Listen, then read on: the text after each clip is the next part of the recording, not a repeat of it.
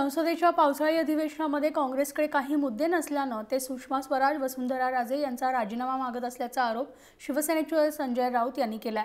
Robert Vadra प्रकरणी सोनिया गांधींनी राजीनामा दिला होता का असा सवालही त्यांनी उपस्थित केलाय। शिवसेना सरकारच्या बरोबर असल्याचं राऊत यांनी स्पष्ट केलंय। काँग्रेस पक्षाला काहीतरी नेहमी लक्ष वेधून घ्यायचं असतं, देशाचं त्यांच्या हातात कुठलेही प्रश्न नाही आहेत, विषय नाही आहेत। त्याच्यामुळे मग सुषमा स्वराजजींचा राजीनामा मागा, व्यापम घोटाळ्यावर चर्चा घडवा, तो राज्यातला विषय आहे, देशामध्ये कुठे तुम्ही येत आहे। आणि सुषमाजींनी ललित मोदी प्रकरणामध्ये संसदेच्या दोन्ही सभागृहामध्ये आपली भूमिका मांडण्याचं ठरवलं आहे। त्यांना भूमिका मांडू दिली पाहिजे, त्यांचं निवेदन ऐकलं पाहिजे, त्याच्यावर चर्चा घडवली पाहिजे।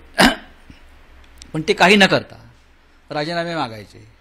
मग राजीनामे मागायचे होते तर मग रॉबर्ट वड्रा प्रकरणात सोनिया गांधींनी काँग्रेस पक्षाचं अध्यक्षपद का सोडलं नाही?